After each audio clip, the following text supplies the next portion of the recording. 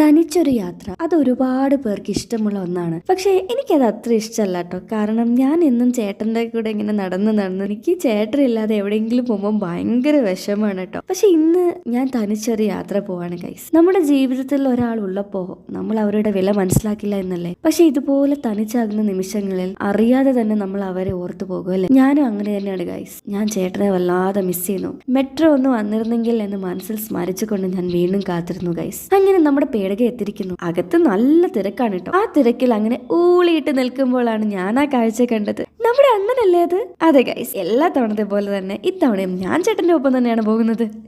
ഈ മനുഷ്യരുണ്ടല്ലോ, ഇങ്ങനെ കാണുമ്പോൾ തന്നെ എനിക്ക് എന്ത് സന്തോഷമാണെന്നോ. ചേട്ടൻ ആക്ച്വലി വേറൊരു വഴിക്ക് പോയിട്ട് വരാണ് കേട്ടോ. ഞങ്ങൾ അങ്ങനെ സൊറയൊക്കെ പറഞ്ഞ് നേരെ പോയത് ലുലു മോളിലേക്കാണ്. എന്താണെന്ന് അറിയില്ല, ഇടയ്ക്കിടയ്ക്ക് ഇവിടേക്ക് വന്നൊന്ന് എത്തി നോക്കിയില്ലെങ്കിൽ ഞങ്ങൾക്ക് എന്തോ ഒരു വൈക്ലബ്യം പോലെയാണ്. എനിവേസ് ഞങ്ങൾ അകത്തേക്ക് കയറി ബാഗ് രണ്ടും കൗണ്ടറിൽ കൊടുത്ത് ടോക്കൺ വാങ്ങി നമ്മൾ ഷോപ്പിംഗ് തുടങ്ങി. ഇങ്ങനെ എംറ്റി ആയിരുന്ന നമ്മുടെ ട്രോളിയെ ഒരു ദയാദാക്ഷിണ്യമില്ലാത്ത കയ്യിൽ കിട്ടിയതൊക്കെ കുത്തി നിറച്ച് നമ്മൾ ഈ പരുവത്തിലാക്കി ഗൈസ്.